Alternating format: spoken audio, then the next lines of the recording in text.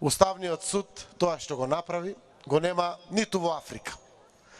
Вакво безобразие во очи на избори, да донесеш можност за помилување на криминал во изборите, на педофилија, на други организирани форми на криминал кои што никаде во светот не се дозволи.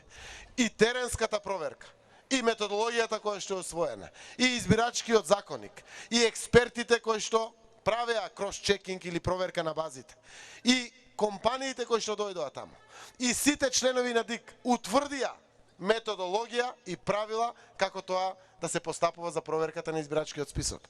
И сега кога се појавија овие сите датотеки или гласачи, наеднаш почнаа да кубат коси и не знаат како понатаму. Проверка на избирачкиот список мора да има. Без проверка на избирачкиот список не вреди ниту еден поединечен глас во Македонија. Џабе, ке гласам јас како што мислам, ке гласате вие како што мислите, џабе. Некој 200-300 илјади гласови ќе ги тутне на едно место фантомски и нема слободно изразена волја на граѓаните. Без прочистување на избирачкиот список нема фер, регуларни и демократски избори. Затоа да немате дилема ниту вие, ниту било кој во Македонија. Стоиме на браникот на правичноста. Стоиме на браникот на вистината. Тоа што е за проверка теренска мора да оди на теренска проверка. Се друго е неприфатливо за нас. Но, ова го зборувам за да знаат и младите луѓе. Што тоа се случувало во Република Македонија. Некој, благодарение на лажење, изборни измами, крадење, манипулирање, се одржувал на власт сиве овие 10 години. Резултат на тоа е ова губење на достоинството и честа на нашиот народ. Ова безнадежност на младите луѓе. Затоа, драги млади луѓе, ние сме на потек. Младите луѓе се тие кои што треба да ги земат најохрабрувачките чекори за еднината на нашата земја. И верујте, ќе испишете своевидна историја заедно со нас, можеби политичарите или лидерите во опозицијата или сите кои што се залагаат.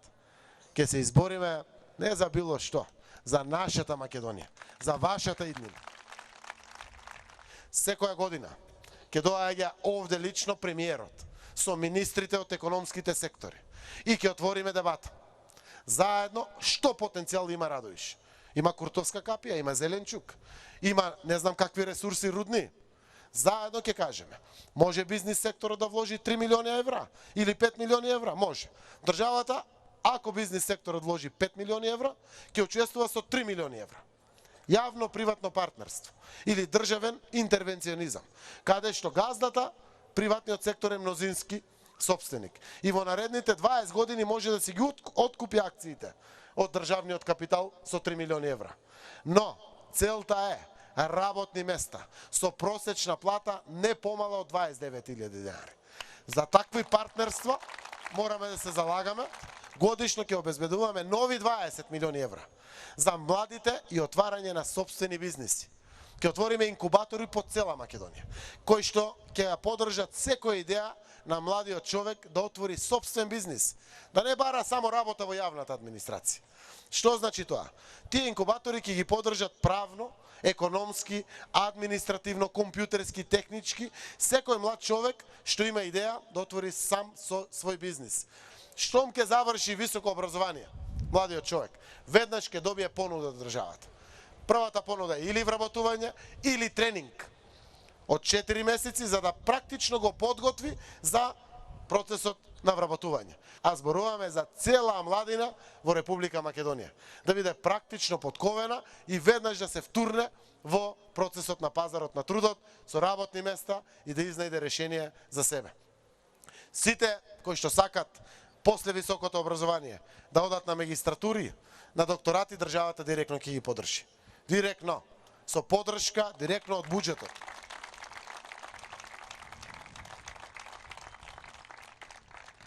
Паралелно се случува моментот на ставање на темелите на иднината на нашата земја. Затоа, сакам да знаете, ако има прочистен избирачки список и реформи минимум во медиумите, одиме на 5 јуни и на 5 јуни ќе се случат промените. Ако не, Штом ќе има проверен избирачки список и штом ќе има минимум реформи во медиумите, тогаш ќе се случат изборите.